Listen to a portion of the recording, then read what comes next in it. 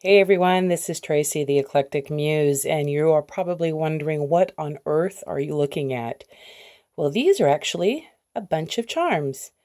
Not necessarily Lucky Charms as cereal, but just a ton of random little trinkets and geegaws and blingy things and a cool rock and old pieces of jewelry, just whatever it is that I was able to gather up and put in my fun little stash here.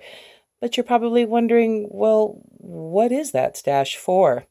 Well, this is a very unique and distinct take on casting. As you're probably familiar with, that casting is a centuries-old tool for divination. There's casting of runes, casting of lots, casting of bones. But in this case, it's going to be casting of charms. So how do you do that? Well, I'm going to show you. So this is the inside of a really kind of a cool nesting box. Let me adjust the camera here. I loved it because it had some really tall sides and the lid fits nice and snug on top. So what you do is you just simply grab a handful of your charms and chuck, or cast, not chuck. Anyway, so how does one, divine with these little doodads? Well, that depends on your preference. Some choose to determine that the left third of the inside of their box is the past. The center, that is the present. And to the right is the future. Also, too, if the charms fall and they're very heavily concentrated, for example, here on the bottom of the box, one could say that, well, those are concepts or ideas or challenges or issues that are, well, in your querent's subconscious. If, for example, your charms fall, well, quite heavily near the top of the box, one could say that these are ideas, concepts, challenges, and issues that are definitely in their top of mind or in their thoughts.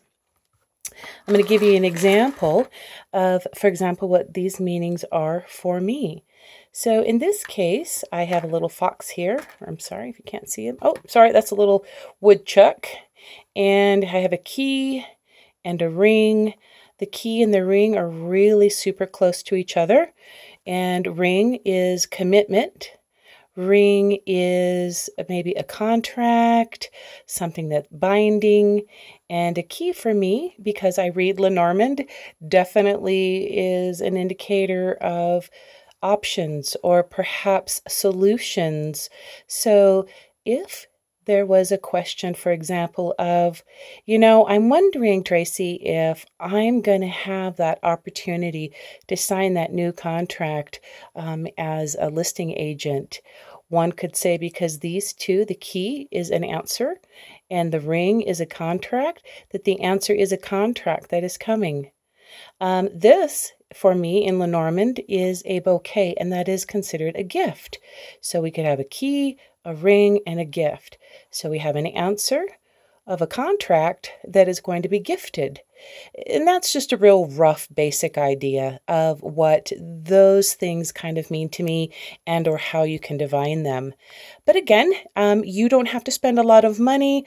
I got this little box at Hobby Lobby for $5.99, and all of the charms, with the exception of maybe about 10 of them, I had laying around the house that were broken pieces of jewelry, old like magnets, stones, pebbles, charms, whatever calls your attention. Also, too, as a unique idea, you can also create interchangeable layouts for the inside of your box. So if you wanted to maybe do a spiral, something maybe astrological, well, the sky is the limit and Pinterest is your friend. So I hope you enjoyed this brief and quick little video on charm casting. Take care. Love you much.